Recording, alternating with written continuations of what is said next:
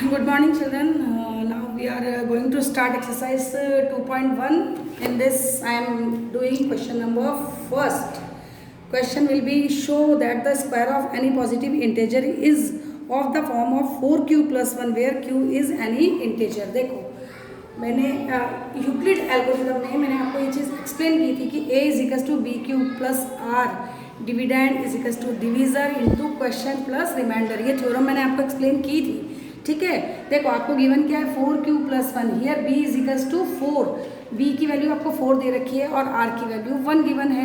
We know that r is always smaller than b. आपको पता है कि जो b है वो r से हमेशा ग्रेटर होता है. अगर आपको b क्या गिवन है, 4 गिवन है, सॉरी r की वैल्यू आपको 1 गिवन है तो b की वैल्यू r से ग्रेटर होगी. तो क्या हो गई आपकी 2, 3 एंड 4. देखो अब हमने क्या किया, x is equals to 2m plus 1. q की वैल्यू हमने यहाँ जो आपको दे रखा है 4q प्लस 1. मैंने क्या बताया आपको, b is always greater than r.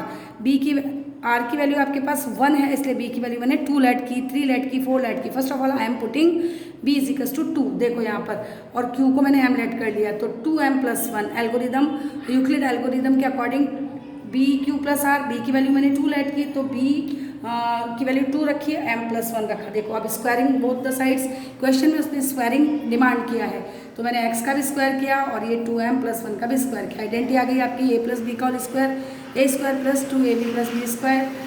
ये इसको सॉल्व कर दिया तो आपके पास 4 और ब्रैकेट में देखो 4 दोनों तरफ था इसलिए मैंने कॉमन ले लिया. m square plus m left रहा उसको ब्रैकेट में क्लोज किया प्लस 1 और m स्क्वायर प्लस m ले लिया. m स्क्वायर प्लस m की वैल्यू q पुट की तो x square is equal to 4q plus 1. यही आपको डिमांड किया है. देखो क्वेश्चन आया.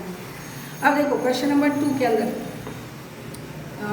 इसने आपको यूक्लिड एल्गोरिथम लेमा का यूज़ करते हुए आपको 9q प्लस 0, 9q प्लस 1 और 9q प्लस 8 को शो करना है क्यूबिक फॉर्म में ना, क्यूब करना है इसका ऊपर. हमने इस फर्स्ट क्वेश्चन में हमने स्क्वायर किया था और इसमें हमको क्यूब फॉर्म करना है. देखो अब इसको आप अंडरस्टैंड करें पहले. देखो ना आपको गिवन क्या है 9q प्लस 0, 9q प्लस 1 और 9q प्लस 8. देखो r जो गिवन है वो एक तो 0 है तो 0 का तो क्यूब 0 ही होगा, 1 का क्यूब भी 1 ही होता है, लेकिन 8 कौन सी डिजिट का क्यूबिक है तो 2.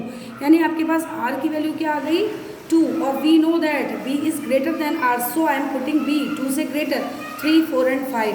आपको फिर वही x is equals to 3, m की वैल्यू q की वैल्यू m लेट कर ली तो m प्लस 0. देखो 3 रखा आपने, b की वैल्यू 3 रखी तो 3m प्लस 0 और इसने क्यूब करने के लिए कहा है तो क्यूब बोथ द साइड्स, यहाँ भी क्यूब किया यहाँ भी क्यूब किया. 3 3 9, 9 3 27, 9 कॉमन ले लिया हमने क्योंकि हमको 9q प्लस 0 लेना था तो हमने 9q प्लस 0 लेना था इसलिए हमने यहाँ पर 9 कॉमन लिया और लेफ्ट रहा वो मटेरियल ब्रैकेट में रखा. इस ब्रैकेट वाले मटेरियल को हमने क्या लेट कर लिया, इसको पूरे को हमने q लेट कर लिया तो ये q हो गया तो 9q प्लस 0. यहाँ पर आपके पास 0 ही है पीछे. ठीक है, अब देखो मैं एक और कंसेप्ट आपको क्लियर करके बताती हूँ, आप ट्राई कीजिए अंडरस्टैंड करने के लिए. नेक्स्ट कंसेप्ट जो है वो आपका ये मैं आपके सामने ही सॉल्व कर देती हूँ. नेक्स्ट कंसेप्ट आपने लिया q की वैल्यू अपन क्या पुट कर रहे हैं, अब b की वैल्यू आप पुट कर रहे हैं 3 पुट करें ना, हाँ 3. तो इक्वेशन क्या बन गई 3q प्लस 1. अब आपने x लेट के क्यूबिक करेंगे, क्यूब करें बोथ द साइड तो 3q प्लस 1 का क्यूब. ओपन करेंगे x cube is equals to क्या होती है इसकी identity a cube plus b cube plus 3a square b plus 3a b का स्क्वायर. ठीक है, अब देखो इसको ओपन करते हैं 27q स्क्वायर, सॉरी q को आपको क्या लेट करना है ऑलवेज m, तो यहाँ पर आपको सब जगह m रखना होगा. तो ये देखो ये 27m cube plus 1 plus 3 3 9, 9 3 27m plus 3 3 9, यहाँ भी m कीजिए 9m.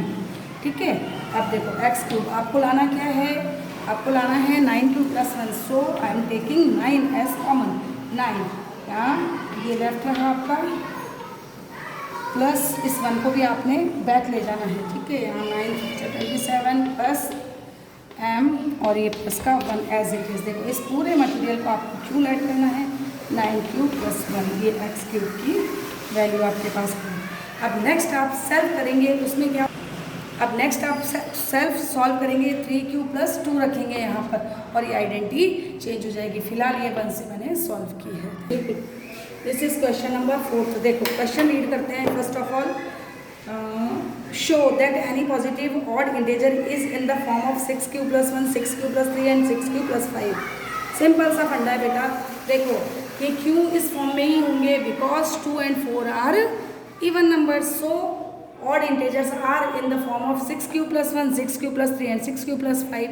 इसमें आपको लैंग्वेज लिखनी है कि here 2 and 4 are even numbers, so odd integers are shown in the form of all the 3s। Okay, देखो क्वेश्चन नंबर 5 गिवन है आपको कि आपको 408 और 1032 का पहले तो HCF निकालना है। ये देखो मैंने डिवाइड मेथड से HCF निकाला। 408 का डिवाइड इसमें दिया, फिर 216 लेफ्ट रहा, 408 अंदर रखा और इस तरह से HCF निकाला। ये देखो जब रिमाइंडर 0 आ गया तो ये 24 इसका HCF हो गया। क्वेश्चन गिवन ये है, देखो 1032x - 408 × 5 = HCF। HCF हमने फाइंड आउट किया, which I am putting here 24। I am multiplying 408 by 5 and again 2040 और फिर देखो इसका ट्रांसपोज किया तो ये माइनस से पॉजिटिव में कन्वर्ट हो गया और 1032 डाउन गया। ये मल्टीप्लाई कर रखा है मैंने, 2064 आंसर आया 2 times and answer will be x = 2। Students, we are going to start exercise 2.2। देखो फर्स्ट क्वेश्चन है, express each as a product of prime factors. ये प्राइम फैक्टर्स मैंने सेकंड क्वेश्चन में निकाले, सेम एज क्वेश्चन है, so I am writing here do yourself. ठीक है, question number second देखो, इसका मैंने थर्ड पार्ट बताया आपको। 90 and 145 का आपको LCM और HCF फाइंड करना है। देखो LCM मैंने क्या किया, ये रहा।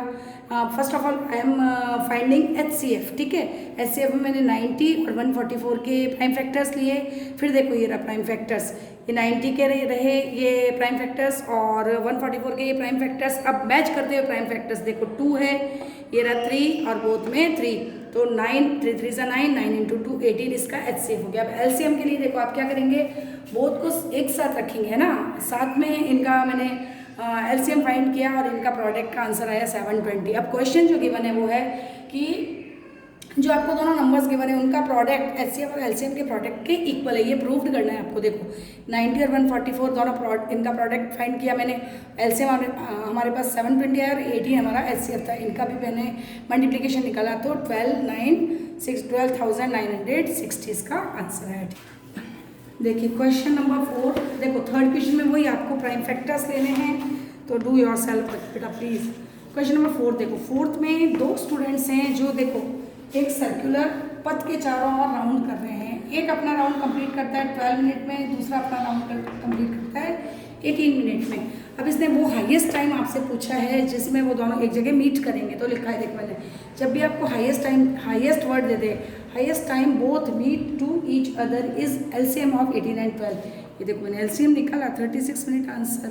और देखो नेक्स्ट क्वेश्चन के अंदर इसने कहा है कि इंग्लिश, मैथ्स और सॉरी स्टूडेंट्स, हिंदी के नंबर ऑफ स्टूडेंट्स आपको गिवन है और रिक्वायर्ड नंबर्स ऑफ रूम आपको निकालने हैं कि कितने रूम्स में लीस्ट रूम्स आपको यूज़ करने हैं जिसमें आप उनको सेट करवा सकें, बैठा सकें। तो लिखा है मैंने देखो लीस्ट नंबर ऑफ रूम्स। जब भी आपको लीस्ट देखो, यहाँ देखो आप हाईएस्ट टाइम था तो हमने LCM फाइंड करा, लीस्ट पूछा तो HCF फाइंड करा। ये मैंने HCF निकाला, मैं बता चुकी हूँ। ये HCF आपका आ गया 12। इधर देखिए required rooms total student upon HCF, ये मैंने ऊपर सॉल्व कर दिया। ये रहे टोटल स्टूडेंट 252 अपॉन रूम है, सॉरी अपॉन HCF आपका 12 अपन ने फाइंड किया, ये रहा फाइंड किया और इसको कैंसिल किया तो 21 answer. Now we are going to start exercise 2.3। देखो इसमें आपको प्रूव करना है 5 - √3 इज अ इरेशनल नंबर। ये इनको आपको प्रूव करना है। First of all we let 5 - √3 is a rational number. Let किया हमने ना, फिर क्या किया देखो, अब रेशनल नंबर किस फॉर्म में होता है, A/B के फॉर्म में होता है, तो ये मैंने A/B लिखा। देखो ट्रांसपोजिंग की, √3 को यहाँ ट्रांसपोज किया तो पॉजिटिव और A - B यहाँ ट्रांसपोज किया तो माइनस। फिर इसको सॉल्व किया, मतलब इसका LCM वगैरह लिया। अब देखो जो राइट डाउन किया, यहाँ भी लिखा है here A and B are integers हैं। देखो यहाँ जो राइट डाउन किया यही स्पेशल लैंग्वेज है और आपको हर क्वेश्चन में यही लैंग्वेज लिखनी है, आंसर में यही लैंग्वेज लिखनी है। देखो A and B are integers, so 5b minus a upon a गया है ना अपने पास, इज अ रेशनल नंबर। अब ये दोनों इंटीजर्स है तो ये पूरा मटेरियल रेशनल हो गया, लेकिन हमारे पास ये भी इक्वल में आया, देखो लिखा equal 3 is equal to, so √3 is also a rational number, but लेकिन हमें पता है कि √3 is a irrational number. So देखो मैंने लिखा है this contradict the fact that √3 is a irrational number. ये हम कॉन्ट्रडिक्ट का मतलब होता है कि ये निश्चित है, ये हम जानते हैं कि √3 जो है वो इरेशनल नंबर है।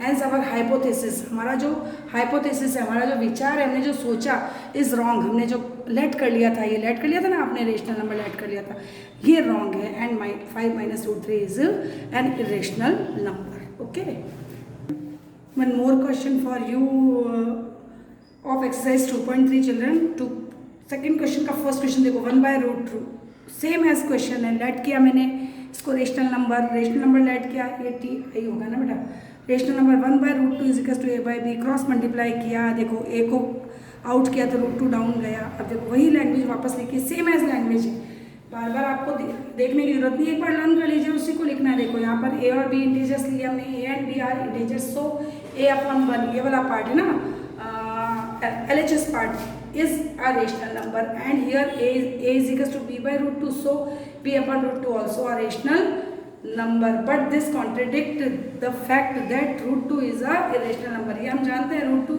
irrational number है, hence our hypothesis is wrong and 1/√2 is an irrational number।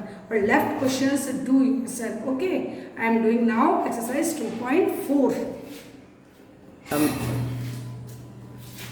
This is first question of exercise 2.4। देखो इसमें आपको टर्मिनेटिंग और नॉन टर्मिनेटिंग बताना है, तो आपने क्या करा, 15/1600, देखो 1600 के प्राइम फैक्टर्स लिए 2 की पावर 6 और 5 की पावर 2 आई मेरे पास, तो ये टर्मिनेटिंग हो गया।